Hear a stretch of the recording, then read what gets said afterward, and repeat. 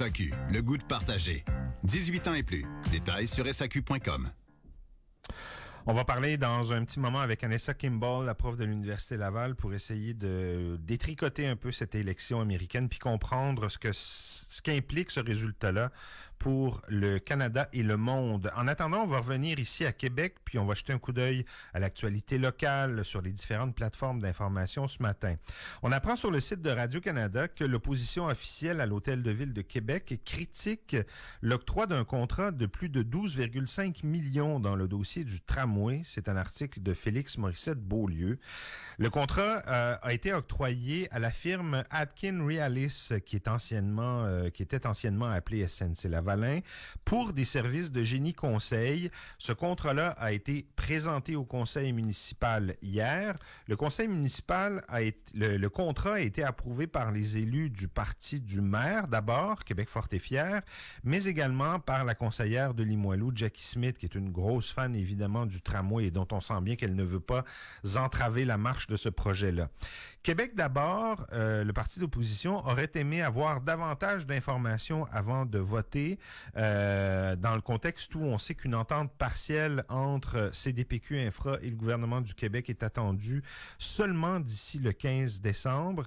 La conseillère de Québec d'abord, Véronique Dallaire, affirme qu'il est important de connaître les clauses de résiliation d'un contrat, de ce contrat-là, advenant qu'il n'y a pas finalement d'entente de principe entre le gouvernement et CDPQ Infra.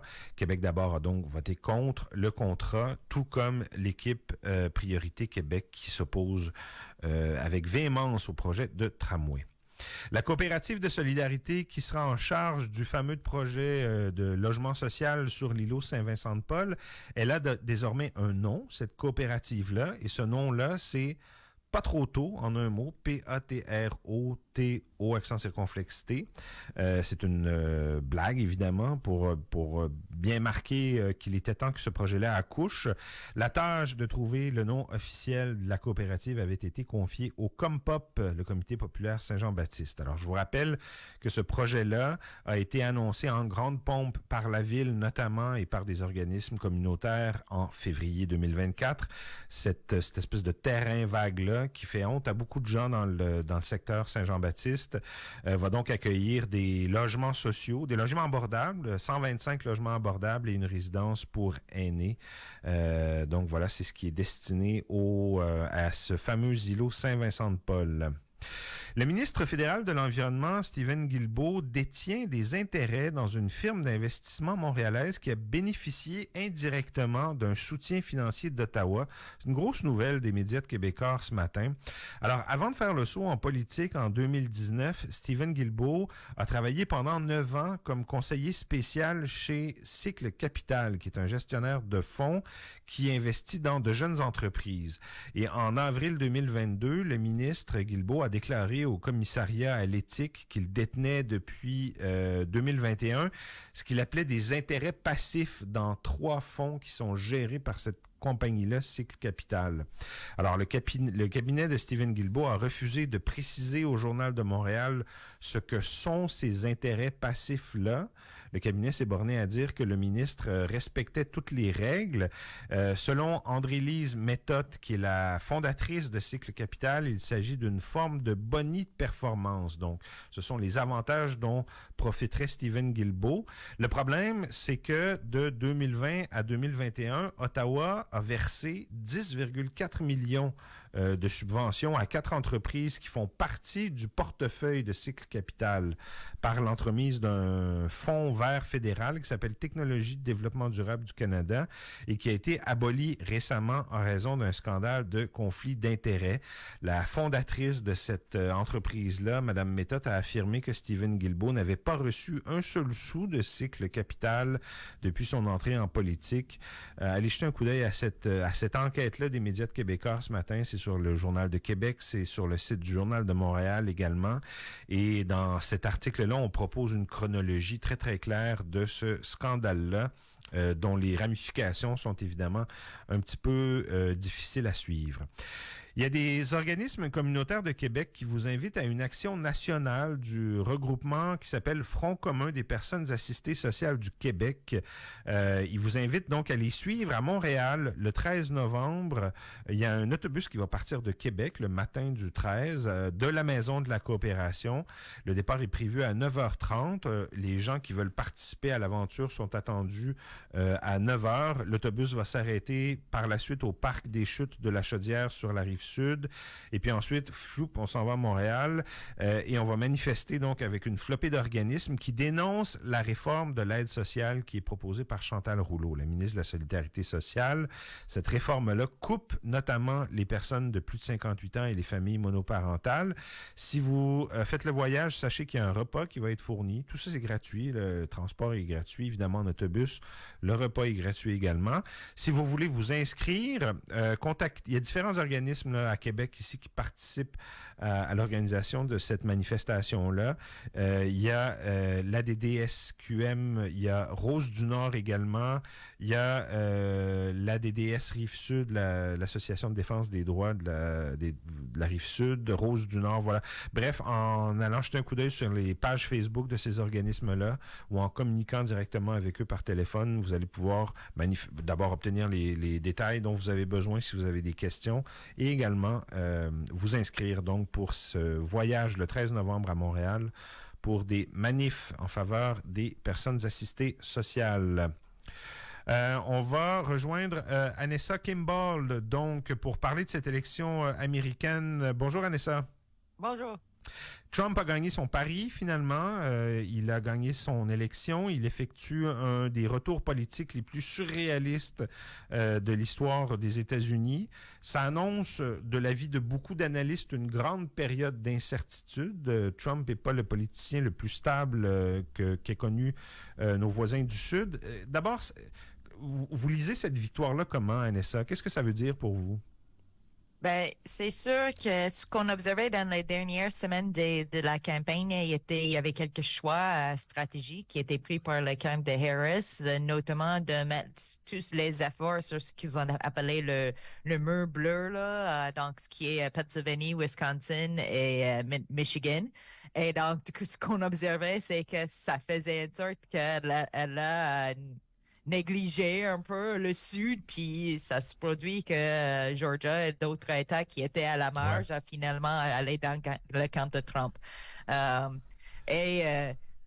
Aussi, ce qu'on observe, c'est en fait les républicains qui vont également prendre le contrôle du Sénat, puis sont quand même, on n'a pas, le décompte n'est pas finalisé pour le Chambre, mais fort probablement, il s'en va également de gagner le Chambre aussi. Qui fait en sorte que Trump va avoir fort probablement, il y aura un gouvernement unifié qui va faciliter certaines programmes politiques. Mais ceci dit, ce qu'on observe, par contre, c'est également un phénomène dans lequel, dans tous les États où il y avait des propositions politiques qui traitaient justement les droits reproductifs, on était protégés. Même en Floride, où Trump était endossé de façon très, très forte, là, ça fait en sorte que malgré un soutien pour les conservateurs, les électeurs ont décidé de protéger les droits de femmes de faire leur propre choix. Donc, au moins, il y a ça que je vois qui donne un peu un aperçu positif. Mais autre que cela, c'est chose certaine, le Parti démocrate, là, ça va être une réflexion dure, là, ça reste à voir dans les prochaines semaines. Quand Trump a gagné en 2016, on a tous été pris par surprise. Personne n'attendait cette victoire-là. Aujourd'hui, personne n'est vraiment surpris. On le voyait venir. C'était prévisible qu'il remporte cette élection. Est-ce que le monde, les pays étrangers, le Canada, l'Europe, l'OTAN, est-ce que le monde est mieux préparé aujourd'hui à la victoire de Trump qu'il l'était il y a 8 ans? J'aimerais dire oui, mais la réalité, c'est que moi, je fais énormément de consultations avec le ministère de la Défense, avec le gouvernement du Canada, puis il y avait des réflexions de fond sur les anticipations d'une administration de Trump, mais honnêtement, là, il n'y avait pas nécessaire. C'était plus dans l'optique de possibilité, pas nécessairement dans l'optique de planifier, d'avoir une stratège. Donc moi, je dis oui, ils ont pris ça sérieux, mais à la limite que oui, croiser les doigts en même temps. Mais on nous raconte là, que depuis des mois, le gouvernement Trudeau déploie des diplomates partout aux États-Unis pour rencontrer des figures républicaines importantes, pour préparer le terrain au cas où. Vous pensez qu'on reste quand même un peu déculotté ce matin devant cette victoire-là? Ben, je crois que c'est un surprise, mais je suis certaine qu'ils ont pris ça plus sérieux le reste d'avoir Trump que la dernière fois. Donc ça, c'est vrai qu'il y avait des efforts, qu'il y avait contacté des républicains. Puis l'autre chose qu'il faut souligner, c'est faut pas prendre pour acquis non plus que le Parti républicain est unifié en arrière de Trump. Parce que Trump lui-même, c'est un personnage qui tente de créer des divisions même au sein du Parti républicain. Donc oui, ils ont gagné, mais c'est pas certain qu'on a un parti républicain qui va accepter tout ce qui est le programme politique de Trump qui va mis d'avant. Est-ce qu'il va avoir une certaine bataille pour le pouvoir et l'influence au sein du parti? Probablement. Mais de l'autre côté, il y a aussi l'effet de tout ça sur le Parti démocrate, en sachant que Nancy Pelosi, qui était quand même, on dit, la reine du parti, là, et maintenant, qu'est-ce qui va arriver avec le Parti républicain qui croyait que ça va être quand même une force, mais maintenant, c'est que qui va mener le bateau, là, un peu, est-ce que ça va être Harris? Est-ce qu'ils vont aller d'ailleurs chercher quelqu'un d'autre? Donc, c'est sûr que la réalité, c'est plus comme un claque d'en face. Là. Entre autres, là, Harris, là, elle n'est pas un poste politique. Oui, il faut prendre pour acquis. Place autre sur l'élection. Il faut prendre pour acquis qu'il n'y aura probablement pas de contrepoids au pouvoir de Trump dans les 4 prochaines années. Dans les 2 prochaines années. Donc, on va avoir une élection de mi-mandat. C'est vrai, bien sûr. Donc, souvent, les élections de mi-mandat tentent de rééquilibrer, puis les forces, souvent, donc, c'est chose certaine que dans les 2 prochaines années, Trump va avoir une marge de manœuvre qui est assez importante. Ça va être... il va y avoir beaucoup de monde qui va aller regarder les républicains qui se trouvent plus vers le centre, comme l'axe rationnel du parti, là, qui peut parler, qui peuvent engager avec les démocrates, parce que je crois qu'il y a vraiment une crainte que le cœur du Parti républicain va aller tellement droit que tout ce qui est les tentatives d'être bipartisan va être juste fermées, là. Ils vont fermer la porte et ça va nous amener à une impasse puis un gridlock. On l'a vu la dernière fois que ça faisait une sorte que c'était un délai de budget, même la fermeture du gouvernement pendant quelques semaines. Là. Donc, déjà là, c'est quand même des crises politiques à gérer. Il y a beaucoup de dossiers internationaux très chauds sur lesquels les analystes gardent les yeux rivés en ce moment. Volodymyr Zelensky, par exemple, le président ukrainien, probablement qu'il n'a pas très bien dormi cette nuit. Ça augure quoi pour l'Ukraine, cette élection-là de Trump? Le discours de Trump face à l'Ukraine, c'est un discours que, assurément, l'Ukraine, là, il préfère passer ce discours-là dans lequel Trump, dans sa bromance avec Poutine, disons, là, il dit on peut donner à la Russie le territoire de l'Ukraine qu'ils ont, on veut terminer le conflit.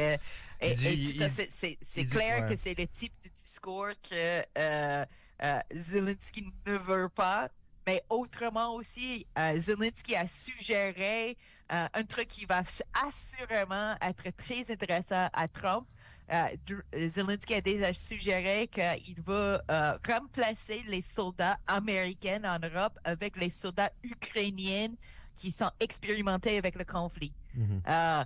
Du coup, là, chose certaine que Trump, il va probablement l'accepter, mais les Européens vont être vraiment sceptiques parce qu'en sachant que les soldats américains, ça sert de, comme on dit, un tripwire, là, un fil qui déclenche si jamais il y a quelque chose qui passe en Europe là, avec la Russie. Donc, enlever les troupes de l'Europe, là, ça va enlever la rassurance de l'engagement américain. Et encore là, on n'est pas certain que Trump comprenne ces dynamiques-là. Oui, non. Il va prioriser justement le désengagement de l'OTAN, le désengagement des États-Unis, tout ce qui est le Make America Great Again, protéger le commerce américain. Et surtout au Canada, on devrait avoir peur parce que tout ce qui est la guerre tarifaire, c'est les consommateurs qui payent. C'est nous autres qui payent de nos poches et l'asymétrie commerciale fait en sorte que ça va vraiment les Canadiens qui va tout pour nous autres là, dans nos poches. Et donc, je suis certaine qu'à Ottawa, là, il y a plein de discussions en 2026. L'accord de libre-échange va venir pour son renouvellement. Là, puis, je suis certaine que on va réouvrir ça dans des axes que probablement Trudeau ne voulait pas. Ouais. Il y a certains dossiers qu'il croyait étaient comme terminés, mais maintenant, avec Trump, il n'y a rien qui est terminé. Là. On va quasiment réouvrir toute la totalité, probablement, de l'accord. Là, Donc... l'interlocuteur de Trump au Canada actuellement, c'est Justin Trudeau. Il est très possible que ça change dans l'année ou dans les 2 années qui viennent et que ce soit Pierre Poilievre qui devienne l'interlocuteur canadien de Trump. Je ne sais pas comment formuler la question autrement, mais qu'est-ce qui est le mieux pour le Canada? D'avoir à sa tête quelqu'un qui ressemble à Trump ou d'avoir à sa tête quelqu'un dont les valeurs sont opposées à celles de Trump? Moi, je dirais que ça dépend. Au Canada, c'est sûr qu'on veut avoir des leaders qui représentent la qui défendent les intérêts du la Canada, population sûr, ouais. canadienne. Avec un Trump qui va de plus en plus, par exemple, tout ce qui est la question de santé, par exemple, aux États-Unis. Il y a énormément de Canadiens qui voyagent aux États-Unis, qui ont de la famille aux États-Unis et tout cela. Ce qu'on va voir, c'est qu'il va y avoir 2 systèmes de santé aux États-Unis sous Trump, ceux qui sont riches, ceux qui ont l'accès, ceux qui ne l'ont pas. Puis ça fait ça qu'il va y avoir des risques qui sont assez larges là, pour les Canadiens qui voyagent, surtout dans la moitié des États-Unis qui est le Grand Sud. Là. On parle beaucoup des snowbirds là, qui vont en Floride.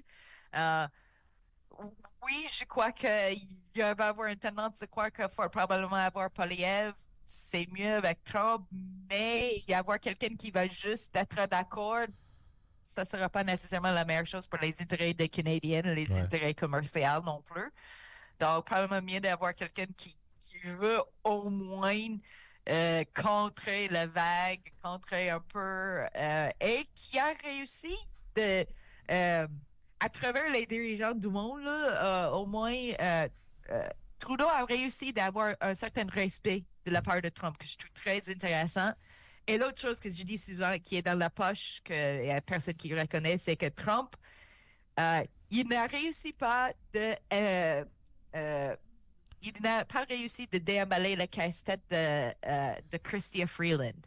C'est-à-dire? Il a vraiment la misère. Freeland, comme on dit, she has his number, mais Trump, là, il est déstabilisé avec Freeland. Ouais. Et sachant que pour lui, là, les femmes qui ont le pouvoir, qui sont respectées comme Freeland est respectée, comme elle est vraiment entendue par Trudeau, là, ça donne un peu de problème pour Trump parce qu'il veut souvent mettre elle à côté, mais Trudeau dit non, elle fait partie de gang qui prend les décisions. Donc, je veux dire, au moins, on a ça, que Trump trouve Freeland déstabilisant, et c'est une bonne chose. Une dernière question, puis on va régler ça pour les auditeurs qui se posent, qui ont cette interrogation-là ce matin. Est-ce que Trump peut se représenter dans 4 ans? Non. Il peut pas, hein? La Constitution est claire. Oui. Est-ce qu'il peut changer la Constitution s'il a envie de se représenter dans 4 ans? Ben, s'il veut changer la Constitution, c'est possible. Ça va prendre un amendement de Constitution, l'approbation de Chambre. Donc, je suis certaine, s'il va avoir le gouvernement unifié, ça va faciliter la tâche. Mais on serait dans un renversement. Probablement, oui, on parle beaucoup de menaces à la démocratie, le recul de la démocratie. Je crois qu'il va y avoir fort probablement une coalition, même parmi les républicains, qui va croire que ça, c'est pas une bonne idée.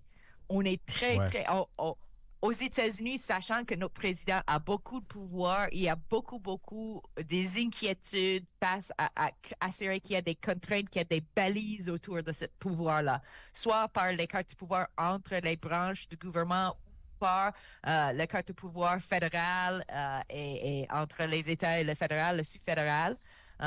Et donc, je suis certaine que tous les moyens qui sont à la disponibilité pour freiner, pour essayer de contrôler le pouvoir, va être mis à la, Ouais, ils sont mis attachés, dans la je boîte pense. à outils. Là, et je suis certaine que dans les prochaines 4 années, ça va être encore la casse-tête de l'incertitude autour de la politique étrangère des États-Unis, l'incertitude autour de la politique commerciale et On s'ennuiera pas. comparativement à certaines idées qu'on va avoir peut-être dans les prochaines 4 années qui va être des années d'amitié, là. Je crois qu'on va être plus rendu à cette relation peut-être tendue, fragilisée.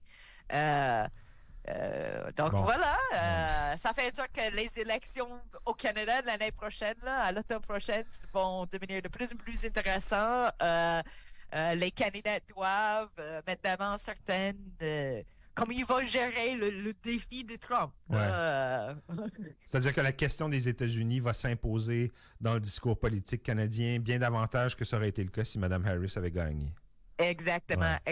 Que ça va être beaucoup plus sur comment vous allez gérer le défi de Trump, comment vous allez réagir, comment vous allez limiter les externalités de tout ce qu'on prévoit qu'il va faire. Donc, voilà, on aura l'occasion de reparler de tout ça. Anessa Kimball, vous êtes professeure titulaire au département de sciences politiques de l'Université Laval. Merci beaucoup d'avoir été avec nous, Anessa, ce matin. Puis je vous souhaite une bonne journée. Bye bye. Bye.